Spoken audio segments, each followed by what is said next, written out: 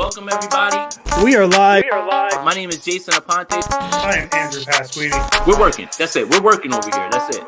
Let's go Niners. Let's go Niners. Sprint Ride Option Podcast. I think that means the preseason is over. We are in regular season mode. New fire intro. Shout out 49 by 365 on Twitter for that. This is the Sprint Ride Option Podcast. I am Andrew Pasquini with Jason Aponte, part of the Blue Wire Hustle Network. Jason Aponte, how was your weekend? It was good. A lot of football, a lot of watching dress rehearsals so I could figure out stuff for my fantasy football drafts and getting down to this 53-man roster that has to be done tomorrow at 1 p.m. Pacific time. Shout out to everybody in the chat right now.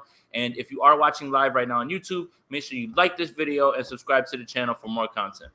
And if you're listening afterwards on Spotify or Apple or wherever you get your podcasts, subscribe and download as well there too. Not enough, no such thing as too much Sprint Ride Option podcast, in my opinion. Jason, you mentioned it. We talked about, you mentioned that the dress rehearsal happened. It was a dress rehearsal for one team because the Raiders, John Gruden did things that, did you know Nathan Peterman played every snap for the Raiders this preseason? I mean, find you someone that loves you the way that John Gruden loves Nathan Peterman. I guess, man. That's a wild way. Yeah, the Raiders definitely didn't get the memo on the dress rehearsal. The 49ers dominated the Raiders. I mean, that as much as you can dominate a team, 34-10. And I mean, it makes sense. The Niners went out there with all their starters. They played it like a normal game. The Raiders did not, and that's kind of what you expected. It was very fun to see all the Niners out there. I yelled at George Kittle a little bit from my couch because he made that one catch, and instead of like ducking out of bounds, he tried to run through the Raiders defense. And I'm just like, hey man, we know you do that. Let's save that for the regular season. We don't need that in the preseason. But it was exciting, man, to see Trent Williams and all the guys we haven't seen in the preseason. And as I said at the start, man, it's the regular season now. The preseason is done. Yeah, and Trent Williams is in midseason form, throwing people out of the club. I mean, what happens if you're a defender at the second level and you see this mountain of a man running at you and he's super fast and he's just going to really throw you out? Like, what do you do? He makes other grown men just look like children, and that's a trait that I don't think you and I will ever understand of having, because we're just average sized people who move at average speeds. Trent Williams is a massive man who moves like he is significantly smaller than he is. And that is terrifying. Reference to Game of Thrones where I'm at. I just got introduced to the mountain, and that's roughly what he is. It's kind of terrifying. And they were explaining who the mountain was and how big and how fast. I think it was the Viper who was explaining it, or it was Braun, whoever it was. And I was just like, man, they're just explaining Trent Williams, and that's what it is. And I'm happy he's on the Niners. Like, he's very good at what he does. There's a reason the Niners they didn't give up a ton for him, but there's a reason the Niners were like, yeah, Joe Staley, you do what you want to do. We got this plan figured out. And Trent Williams, he's been fun to watch. Yeah, and also speaking of screaming at players, you talked about George Kittle. Apparently, there's two mobile quarterbacks on this roster now, and somebody is trying to go ahead and up with the other person, because when Jimmy Garoppolo put his head down in between those two guys, I kind of yelled as well too. Like, please no, like don't, so. Yes, and just a heads up for everybody, this is going to be a very quarterback specific episode. Because I feel like that was the biggest thing that happened yesterday. I mentioned the Raiders didn't really go out there with their A team. They had their background and all that, or their backups, not their background, their backups playing. And so I don't really want to take too much of how the 49ers looked. I wanted to look at the individual pieces and kind of how things were ran. And the biggest thing we're talking about is the two quarterback system and how smoothly it ran. With Trey Lance and Jimmy Garoppolo swapping out platooning. We thought we were going to get Trey Lance in the red zone after the reports last week. That ended up not being the case because Garoppolo came in the red zone as well. And I have a lot of thoughts about what happened yesterday. But Jason, I want to hear what your thoughts are with the quarterback.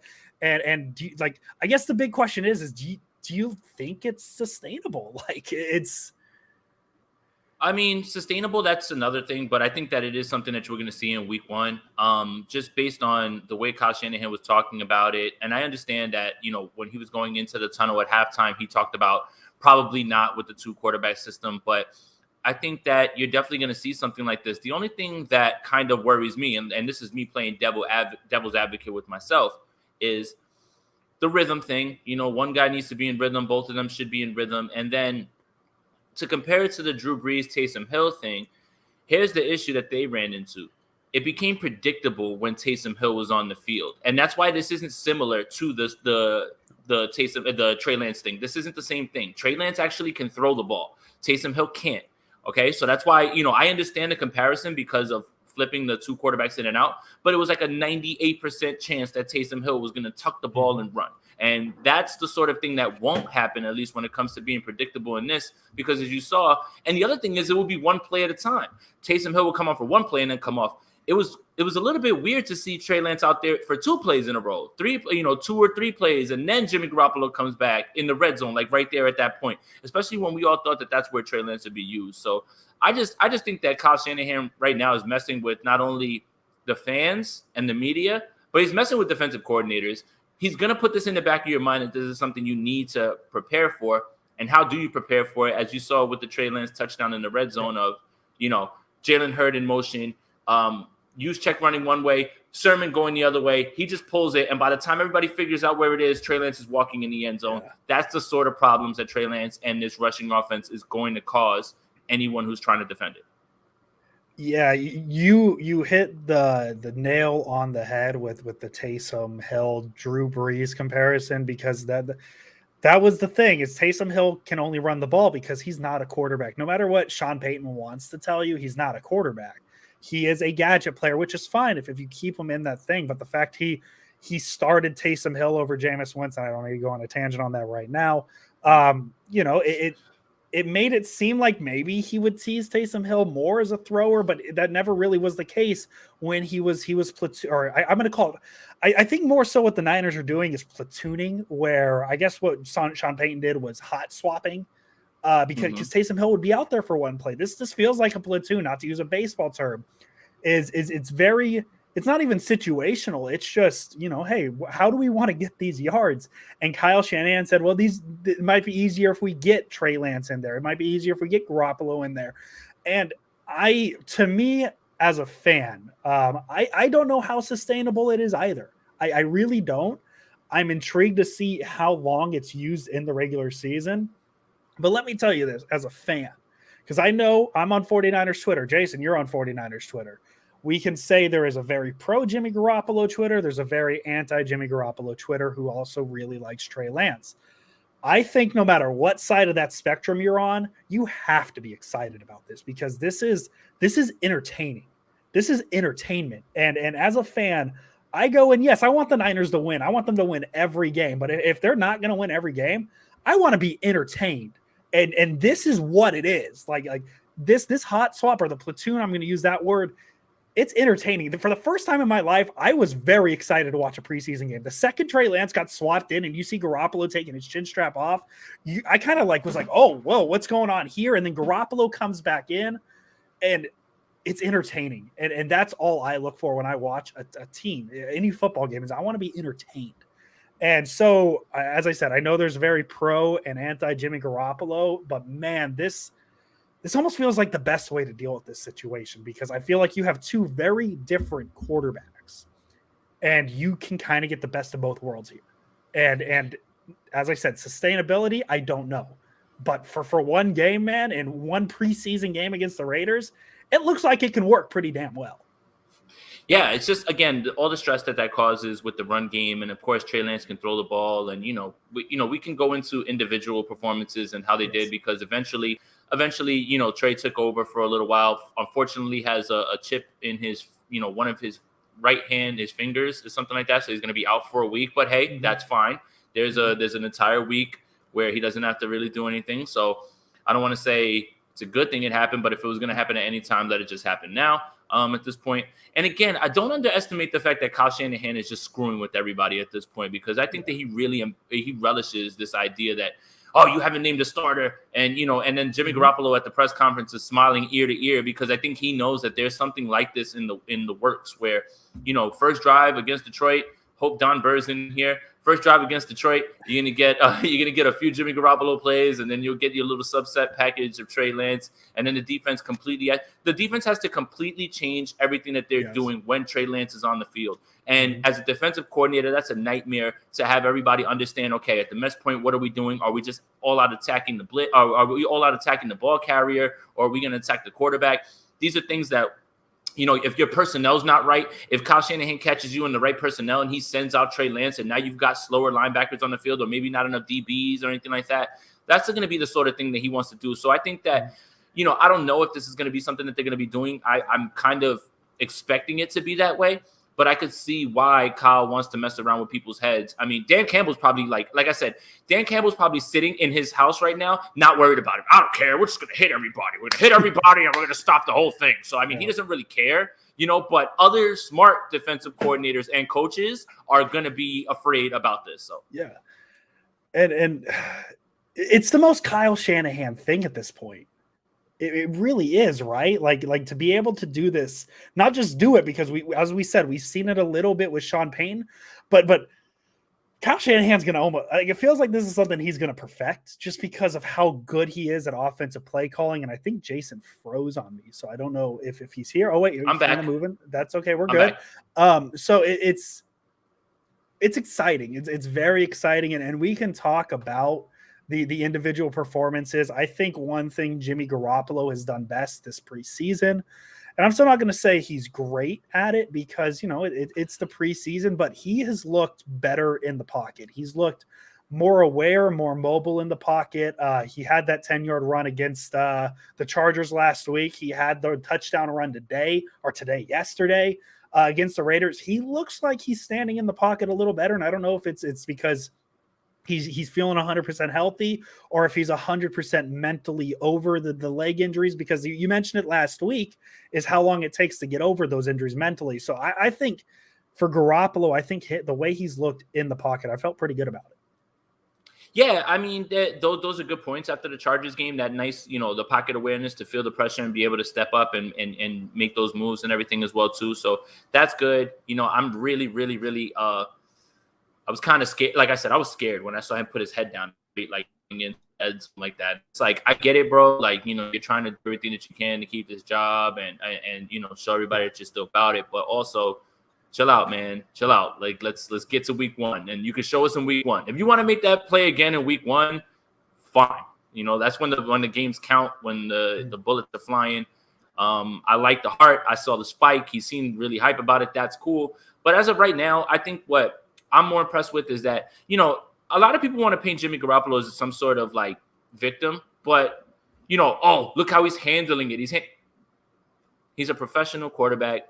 Of course he's going to handle it this way. Any sane person who's making this amount of money would have. So it's not necessarily I'm impressed with that, but it seems like when you're talking about shuffling in quarterbacks, that looked pretty seamless. There wasn't really much confusion. Like, it wasn't something like where guys were looking around like, oh, what do we do? Seems like something they were practicing and they had an idea of what they were going to do with that first drive, and it looked good. Now, does that mean that that's going to work in the season or be sustainable? No, but at the same time, this looks like something that was a plan, and I think that they both executed it really well that first drive. Yeah, I mean, this is maybe the best way that we get that part of 49ers Twitter who's convinced Trey Lance is the week one starter. This is like their outside shot is let's just say the first play of the game is Kyle Shanahan's like, okay, we're going to run a zone read or option. What I still don't know what word to use. I'm sorry, guys. Zone read or read option. Either one of those. Well, we're just going to use words. Let's say first play of the season, like Trey Lance is out there. Like, there you go. That's your outside shot. There's Trey Lance starting week one. But like, as I said, it's exciting. This is the most.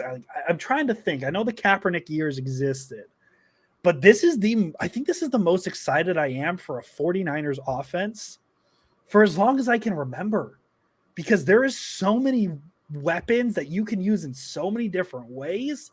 And I'm not used to being this excited. I'm used to the Sean Hills and the the Tim Rattays and all those quarterbacks that the Niners have gone through, and just being like, yeah, the offense is going to be whatever.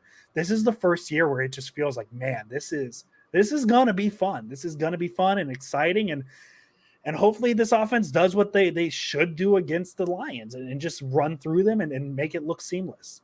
And if you think that just 49er fans are excited, this is the talk of the NFL right now. Mm-hmm. How is this going to play out? What is Kyle Shanahan going to do? Is who's going to start? All of this stuff is intrigue. The national media is having a blast with the 49ers ever since they traded up to 3. And now this is only going to continue now that we have 1 week off and we're getting ready to have the guys go down to Motown or up to Motown, I guess, or across the country to Motown. I think that not only is it exciting for 49er fans, but I think all around it is exciting around the league, because I think people are intrigued to see what happens when Kyle Shanahan gets someone with elite traits and what he's able to do with that. So we'll see. Yeah, it's as I said, it's going to be fun, and hopefully it runs through Detroit.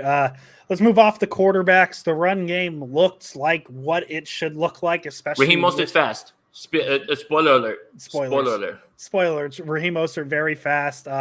He didn't look like he missed a beat. 7 carries for 53 yards.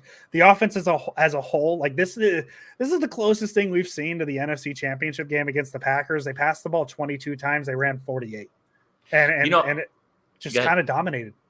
Yeah, and what you saw immediately, the first play that Trey Lance went in there was a read option to Raheem Mostert, and all those guys that looked like they were in quicksand. And Mostert's already, we already know Mostert has that one cut, hit the hole. That's the one thing that he does better than anybody on this roster, better than many people in the league. You have to give him credit when it comes to that.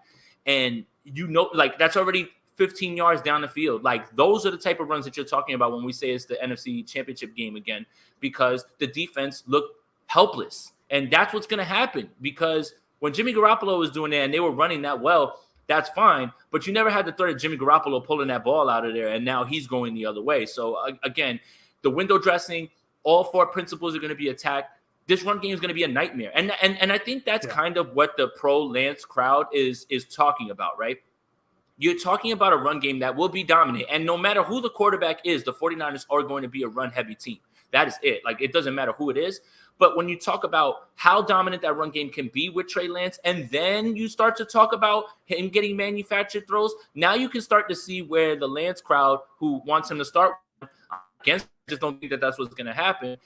They can have a leg to stand on. That's their argument, and it's not wrong to think that way, because Kyle Shanahan does scheme it open. I mean, he schemed open Jalen Hurts a bunch of times. Now, did he catch all the balls? No, but that's just how good he is at doing that. Sorry, didn't mean to throw a shot at Jalen Hurts. It's just, I'm tired of everybody telling me that he's the guy, or that he's like this big savior. And it's like, man, if anything's indicative of that not being the case, that game right there was it. Couldn't separate. Same thing that he was doing in practices, and he just has no burst. That's it. And I hate the idea that he's going to make this roster, and one of these stud defensive linemen, who are probably the stars of this entire game, is going to have to not be on this team. And I hate that idea. Yeah, and I mean, you talk about the defensive line too. I don't think it's too far of a stretch to say that if at the end of the season we're talking about this defensive line being better than the 2019 team, I don't think that's too crazy of a thing. This defensive line is deep, and they're gonna have to cut a good player, especially if they choose to keep, another fringe position player like maybe Jalen Hurts. There's other fringe positions. Jalen Hurts just feels like he gets kind of the lightning rod of it because of the idea of him and him being on the team for 2 years and not being able to stay healthy, things like that. And I don't think yesterday helped a lot. I feel like a lot of people were trying to be like, well, look at these bad throws by Trey Lance. I can think of a couple plays that, Jalen Hurts probably led to a bad throw, a route he ran, things like that. So the Jalen Hurts conversation is going to be interesting. And I think that's the player I'm most intrigued with on the 53-man roster cut.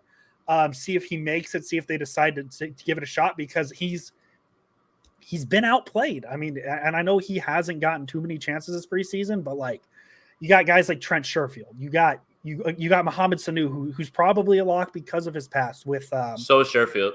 Sure, well, Sherfield's 100. I'm saying Sherfield as a matter of fact, like he is on the roster. Like, to me, I think Sherfield's probably receiver 3. I think he's played himself into that. Yep.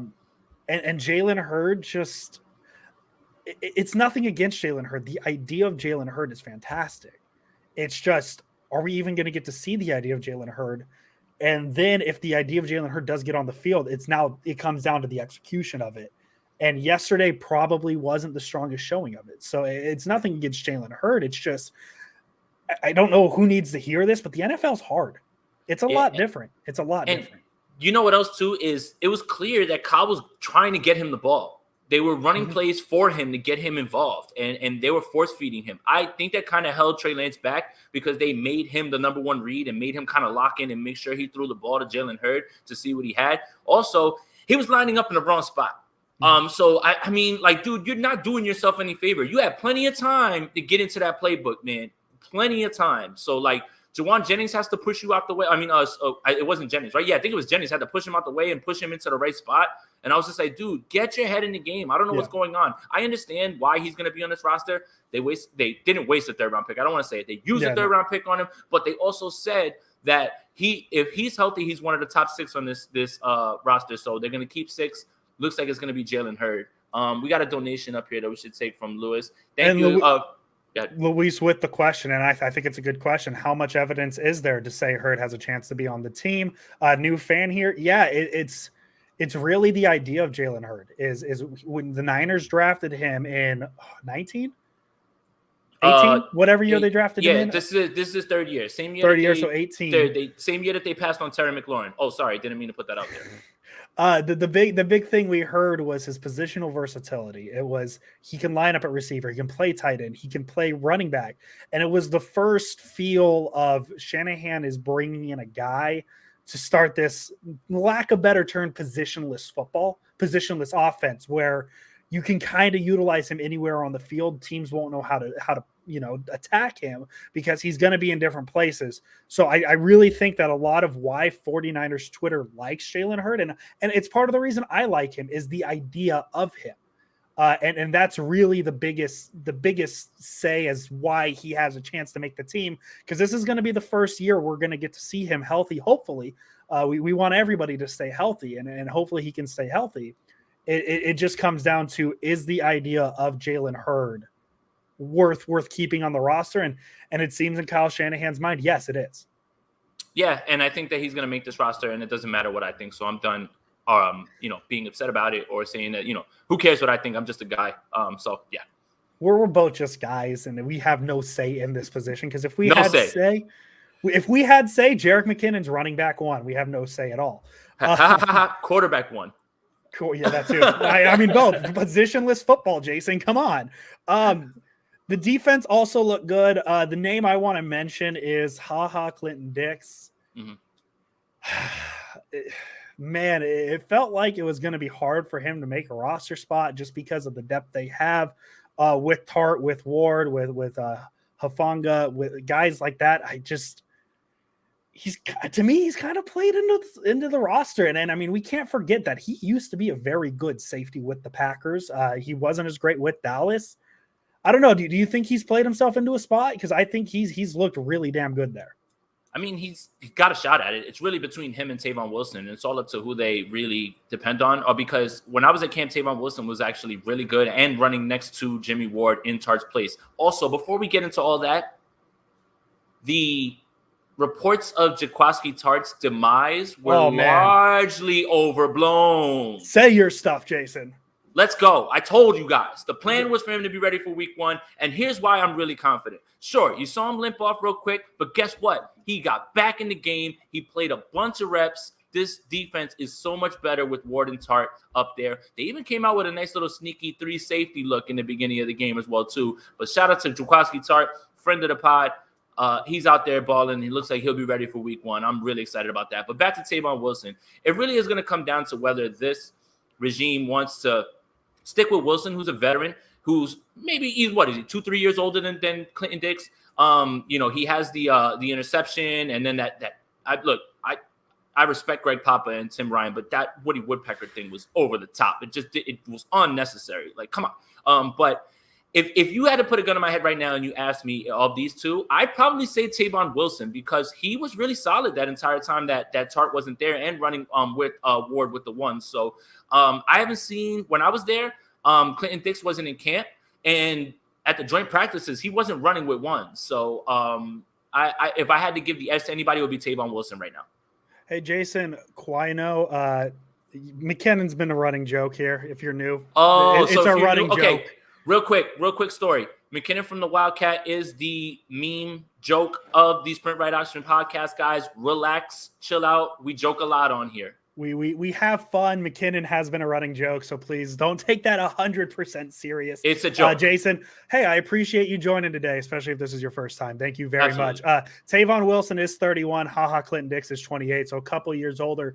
I guess the other question is, though, is has he – oh, Jason, I didn't mean to call you out. Sorry. Not like that. That wasn't meant in any negative. No, yeah, and you're not the only one in here who's probably looking around like, what the hell are they talking about with McKinnon? Because when we did our show against the Chiefs, I wore my 28 jersey, and everybody was like, "Oh, sweet Trey Sermon jersey," and I said, "No, it's Jerick McKinnon's jersey."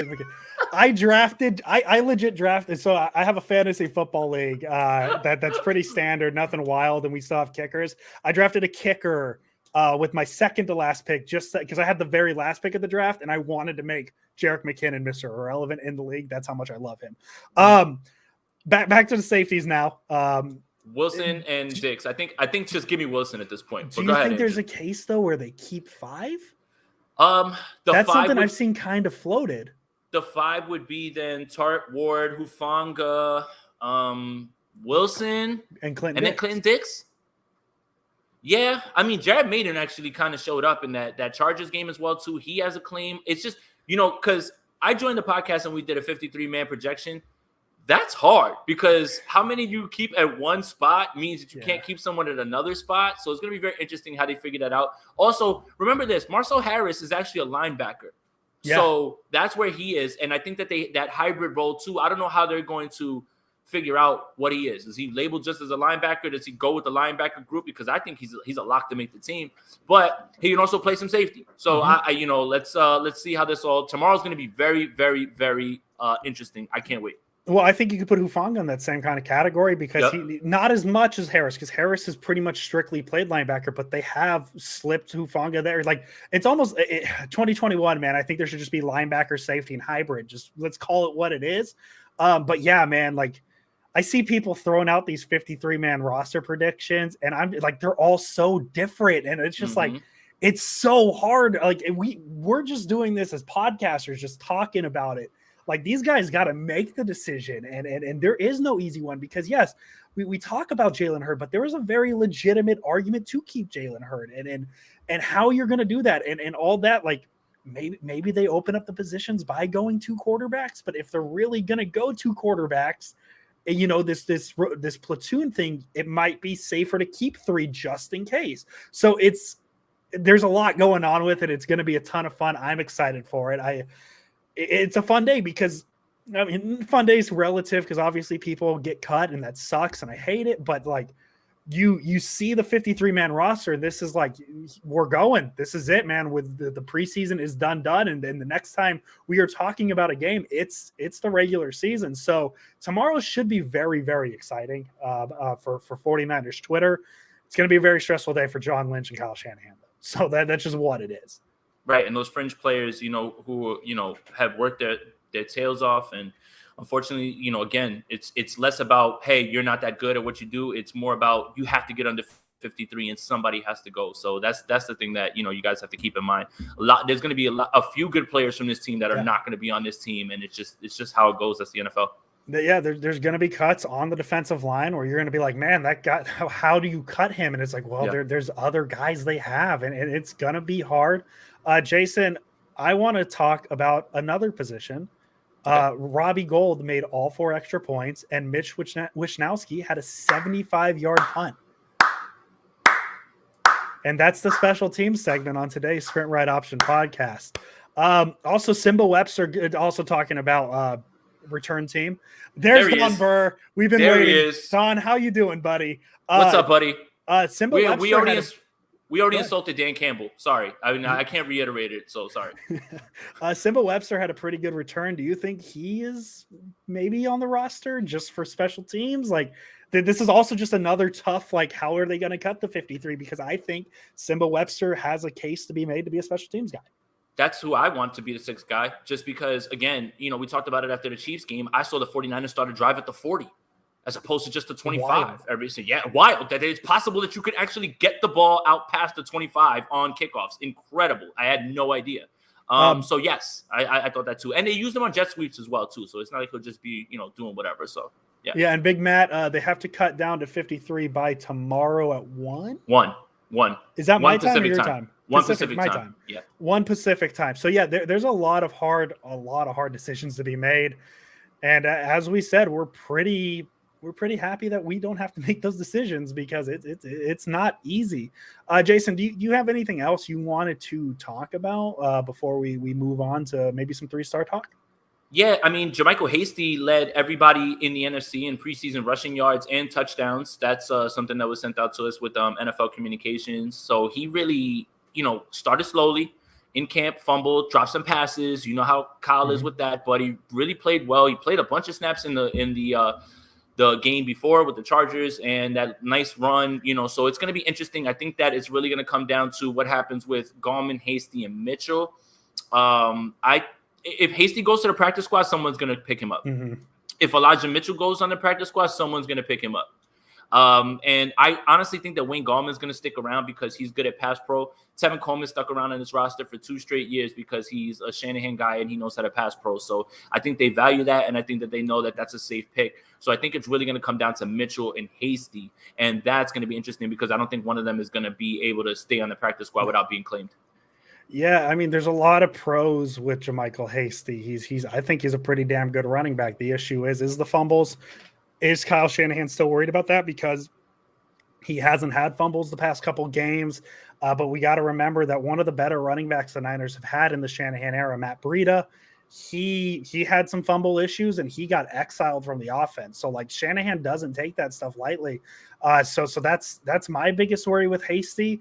I think that man, Gallman is such an interesting case though, man, because like Hasty and Mitchell, they're probably gone if you send them to the practice squad. So do you just protect them by giving them the spot and cutting Gallman? Like I hate to say it again, it's one of these tough decisions they have to make. And to Scott's point right here, camp report showed Mitchell had 20-plus yard runs every day. He did. Every day that I was there, the only receiving back on this team that is better than Elijah Mitchell right now is Kyle Juszczyk. That's it. So that means technically he is the best running back out of the backfield catching passes. He was beating everybody on one-on-ones. He actually has great hands, but Kyle Juszczyk is different though. That's a tight end, and they should use him a lot more. I'm dying on that hill after being at camp this entire year, like this entire camp, watching him beat Fred Warner and anybody else that was in front of him. You pay Kyle Juszczyk a ton of money, use him a little bit more, split him out wide. He can cook your favorite linebacker. If he's cooking Fred, he's cooking whoever you're going to put in front of him. Yeah, it's just so many. I hate to say it for the 14th time, just so many tough decisions. It's not going to be an easy day for Shanahan and Lynch. There's about 60 guys who can make this roster, and you only can have 53 of them. Over under on hours Kyle Shanahan is going to sleep from tonight into tomorrow. 3.5. Under, okay. Way under. I don't know. Kyle Shanahan seems like a good guy. He probably has some like melatonin tablets that he sleeps and he feels good. Now the question is, I think the easier question to answer is he sleeping in his office tonight? Absolutely.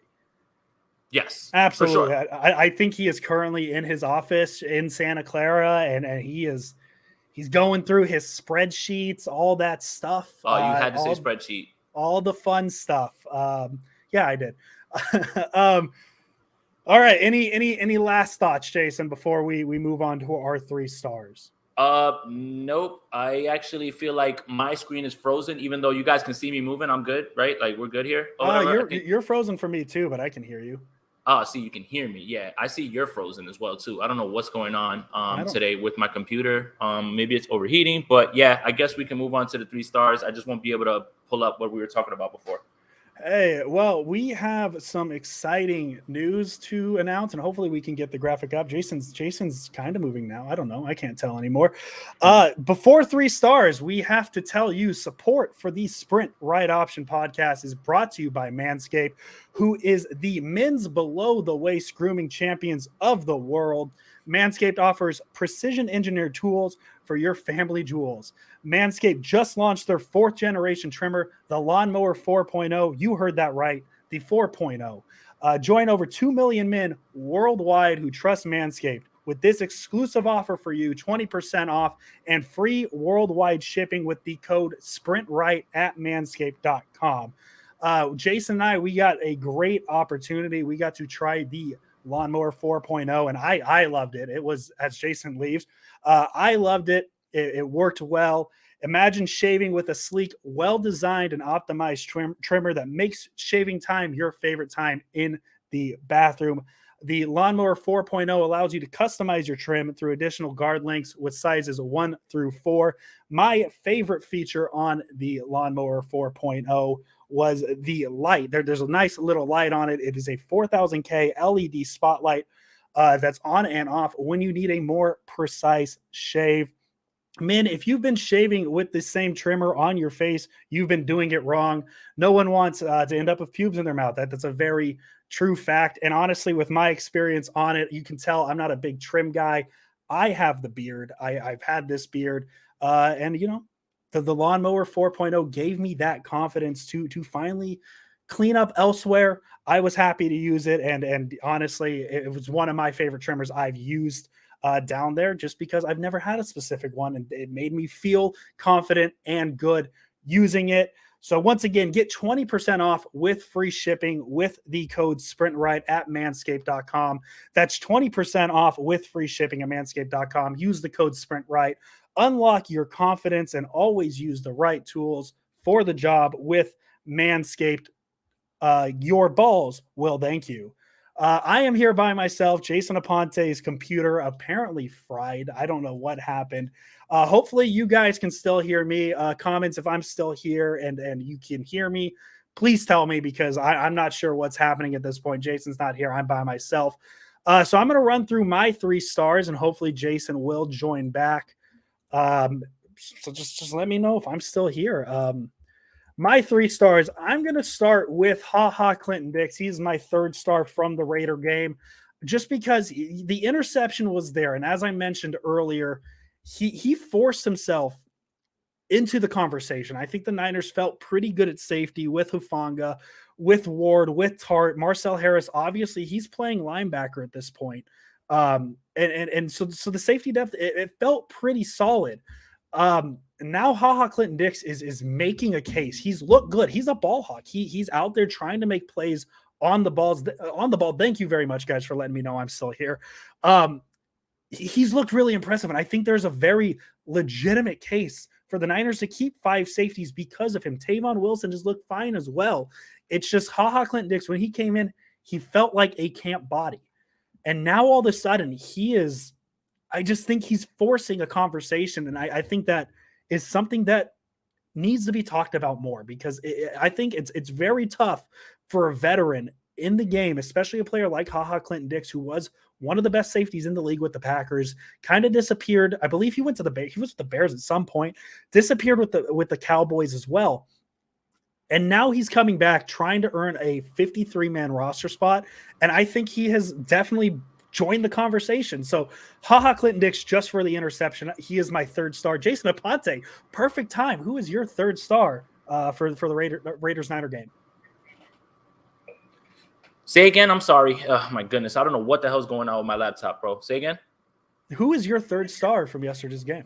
Oh, 3rd star. Absolutely. JaMycal Hasty. And as much as I've been, critical of him and how he started and everything as well, he looks very much like what we were excited about last year. But he's been great, honestly. These last few games, he's definitely warranted another look. And he might have played his way onto this roster. That last run was electric. So, yeah, JaMycal Hasty is my 3rd star. Perfect. I had Clinton Dix in case you missed it. That was my 3rd star. Okay. JaMycal Hasty is a very good pick. My Why? 2nd star, just to balance it out a little bit, because I've had Trey Lance on my list the past couple of weeks. I'm gonna go Jimmy Garoppolo. Okay. I really like how he's looking in the pocket. I think that's his biggest improvement. Yeah, his throws are still struggling. I think he looked fine yesterday, and I feel pretty good with this offense. And I feel like Garoppolo does need some shine because everybody is talking about Trey Lance. As I said, I feel like he is moving maybe the best we've seen him since the pre-ACL injury. As I said last week, and this is part of what he did last week with that run he had, he's moving well, and that makes me feel very good. And he had the rushing touchdown, 4 for 7, 64 yards, didn't take a sack. I know it's a preseason game. I think it's time we start throwing more respect on Jimmy Garoppolo's name, and I'm going to start doing it by giving him my second star. There you go. My second star is going to be Raheem Mostert. It looks very much just like the guy that we remember when he's upright and healthy, and fast one cut in the hole. That zone read with him is going to be absolutely deadly. Can't wait to see him on the field.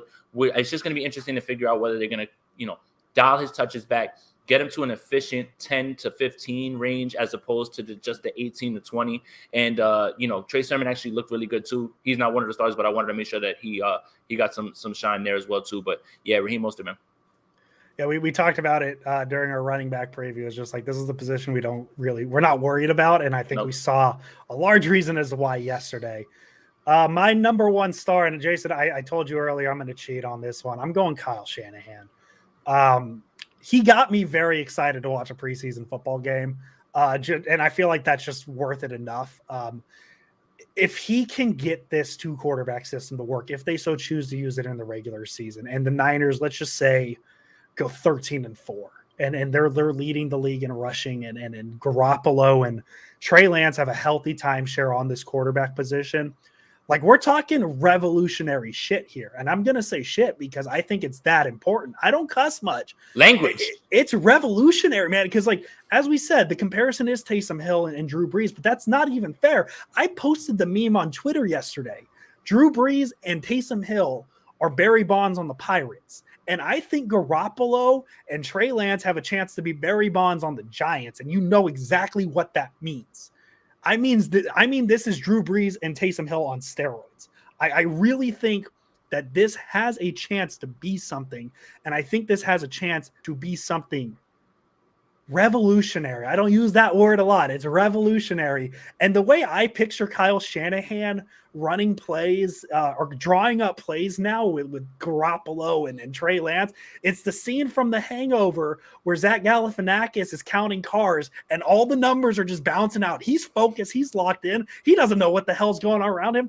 Kyle Shanahan is Zach Galifianakis from that scene at this point. And we've known that already because Kyle Shanahan is the best offensive player caller in the game. And he got the book. He got the book that Zach Galifianakis went through to learn how to count cards. He got that in Trey Lance. So Kyle Shanahan, my number one star from yesterday. Awesome. So I'm going to steal a coach as well too. Oh. Yes. Chris Kosuric. And the reason that this defensive line is so good is because of obviously the scheme that they have in the wide nine, but the way that they, D'Amico Ryans wants to be a lot more aggressive, but Chris Kosuric gets the best out of everyone. We saw it with Kerry Hyder. Jordan Willis looks incredible. Jordan Willis was a cast-off. There's guys like Zach Kerr, all these other guys that they brought in. Arden Key, revenge game against the Raiders. We didn't even talk about that. This defensive line, again, it's not going to reach the heights of 2019 and be as top-heavy with those four because Ford, Bosa, Buckner, Armstead, that's really going to be hard to duplicate. But I can say very clearly that this line is deeper than it was in 2019, and they won't have to rely on those top four guys so much because they'll have fresh legs in there. And unfortunately, with Jordan Willis having that 6-game PED suspension, meaning, and Mo Hurst is hurt as well, is when they come back, there's going to be decisions that have to be made. Even Yarborough had a good game yesterday. The defensive line has been standing out this entire time. I can't wait to see D Ford and Bosa in week 1. God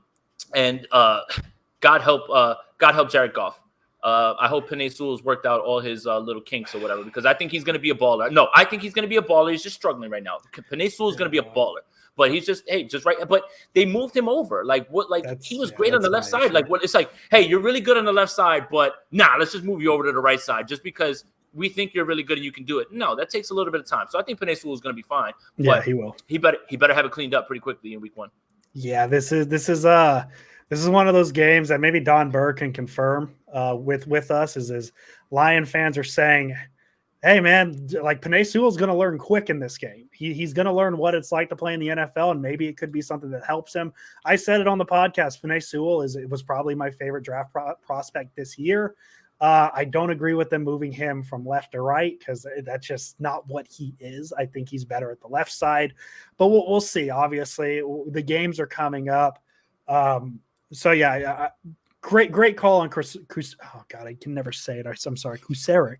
Because defensive line is the position I'm most worried about with the cuts tomorrow, because there are going to be guys that are good that are going to get released, and it's not because if Zach Kerr doesn't make this team, I'm gonna be hurt. Yeah, like there's going to be players like that. There's like, oh, Zach Kerr didn't make the team, and it has nothing to do with Zach Kerr. It has everything to do with how deep this team is at defensive line. That's the position I'm going to be, because you're going to scroll through the cuts, and there's going to be the obvious ones, and then you're going to get to that defensive line, and you're just going to be like, oh, okay, they got rid of that guy. It's a bummer, but like, what are you going to do? So tomorrow is going to be it's going to be an interesting day, but as I said, it's going to be very exciting. Jason, do you have any last thoughts before we get out of here?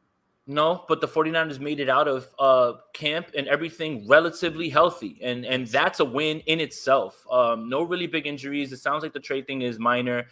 Dee Ford looks like he's on track for week 1. So is Nick Bosa. You can't ask for anything more than that. You're pretty much going to see your starting defense in full in week 1.